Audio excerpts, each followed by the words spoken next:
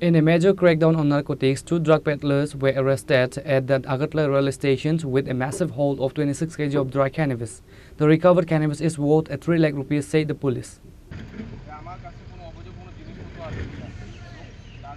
The government railway police and RPF conducted a joint operation leading to the arrest of the 2 individuals. The suspects have been identified as Abdul Qadir, a resident of Indra Nagar, Melagar, and Deepak Sarkar, a resident of the Palatana area under Udaipur subdivision. Acting on a tip-off, security forces intercepted the duo as they were attempting to smuggle the contraband out of the state via train. Upon searching their belongings, officials recovered the 26 kg of cannabis worth over Rs 3 lakh, which was meticulously packed for transport.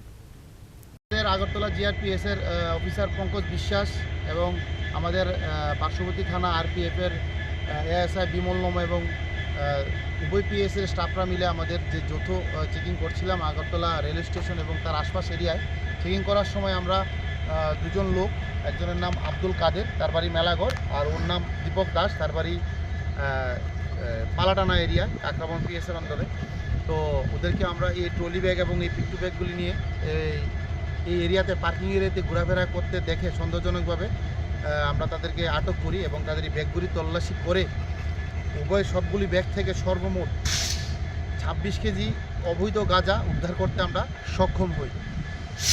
তারপর আমরা এই গাঁজাগুলি NDPS ধারা অনুযায়ী আইন মেনে তাদের কাছ থেকে সিজ করি এবং তাদেরকে এখন বর্তমানে আমরা আগরতলা GRPS থানায় নিয়ে যাচ্ছি এবং তাদের বিরুদ্ধে NDPS ধারা অনুযায়ী কি মামলা নথিভুক্ত হবে এবং তারা কোথা থেকে এই গাঁজাগুলো প্রকিউর করেছে এই ব্যাপারে আমরা তাদেরকে প্রাথমিক জিজ্ঞাসাবাদ করব। বর্তমানে এই গাঁজার কালোবাজারি মূল্য প্রায় 3 লক্ষ টাকা কালোবাজারি। The seized narcotics and the accused have been taken into custody. A case has been registered under the NDPS Act, and an investigation is underway to uncover the larger network involved in this interstate smuggling ring.